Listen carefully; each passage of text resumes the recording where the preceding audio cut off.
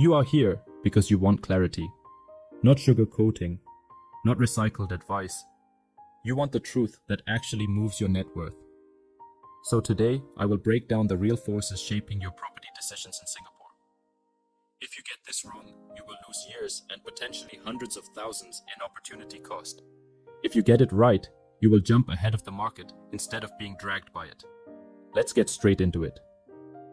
1. The biggest lie. My HDB will make me rich eventually. This belief is the silent killer of wealth. HDB is a fantastic subsidy. It is not a long-term wealth engine. People assume past price charts guarantee future gains. That is flawed logic. Early growth happened because of population expansion and rising incomes. That phase is over. Now you have lease decay, CPF restrictions, bank loan restrictions, and a shrinking buyer pool. The math works against you, not for you. If your wealth strategy depends on selling your HDB at a much higher price later, you are planning on hope, not numbers. 2. Lease decay is not a theory. It is a financial trap. Once your flat crosses around 55 to 60 years of remaining lease, the market punishes you. CPF usage gets limited. Younger buyers get excluded. Banks reduce loan quantum. That means even buyers who want your flat cannot finance it properly. You end up lowering your price just to move the unit. This is not speculation. This is regulatory reality. Many owners discover this too late.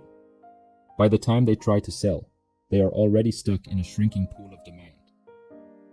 3rd, SIRS is gone. VERS is not your ticket out. People fantasize about en-bloc level windfalls from SIRS. That era is over. VERS is the replacement, but it is a community vote dependent scheme. It is not guaranteed. It may not happen. And the payout will not resemble SERS. Here is the uncomfortable truth. VERS can fail because residents vote no. Some owners facing financial stress may block the decision because they cannot afford the replacement unit. One group of owners can derail the entire block. You cannot rely on VERS for retirement strategy. It is irresponsible planning. 4. Even SIRS owners are now topping up $100,000 cash for replacement units. This is the clearest sign that subsidies and land prices are tightening. If SIRS owners, who supposedly benefit most, must top up six-figure amounts, what makes you think average HDB owners have a guaranteed upside? Use logic, not emotion. 5. Private property plays a different game entirely. Yes. Both HDB and private face CPF and loan rules. But private property has one thing HDB will never have. En-bloc value. Land scarcity drives redevelopment, and redevelopment rewards owners who hold the right assets. That is where extraordinary capital gains originate. HDB cannot enter this economic cycle, so the upside ceiling is completely different. This does not mean everyone must buy private. It means you must understand which vehicle is capable of compounding your capital. 6th, opportunity cost is the real financial loss, not the price of your home. Too many Singaporeans obsess over the price they pay. They should obsess over the growth they miss by waiting. If an upgrader delays 5 to 8 years, waiting for an HDB to rise a bit more, they might lose a six-figure private property appreciation cycle. I see this repeatedly. They try to time the market with a subsidized asset, while the private segment moves ahead without them. Money lost quietly is still money lost. 7th, upgrading is not about luxury. It is about preserving your future options. People think upgrading is greed. That is emotional noise. The real reason to upgrade is to avoid being trapped in a depreciating asset.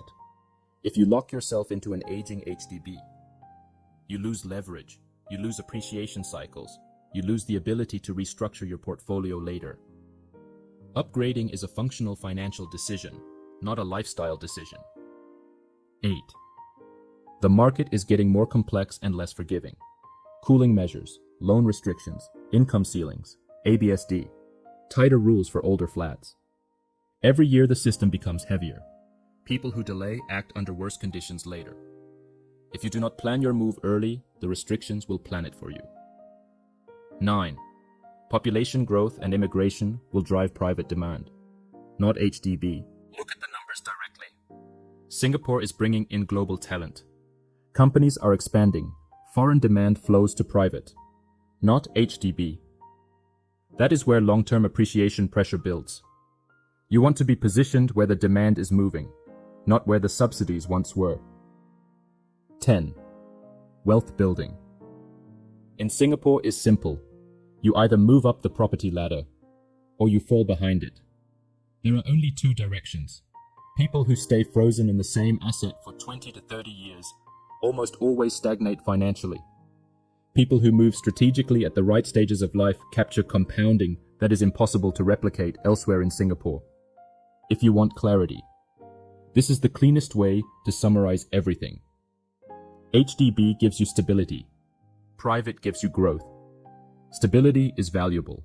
Growth is necessary. You need both at the right time in your life. The mistake is assuming your first flat can do both jobs forever. It cannot. If you do not plan your exit, the market will force an exit on you later, and that exit will be expensive. If you want a personalized exit plan, or want to check if your timeline makes sense, comment when, and I will send you a free desktop valuation and a custom upgrade roadmap.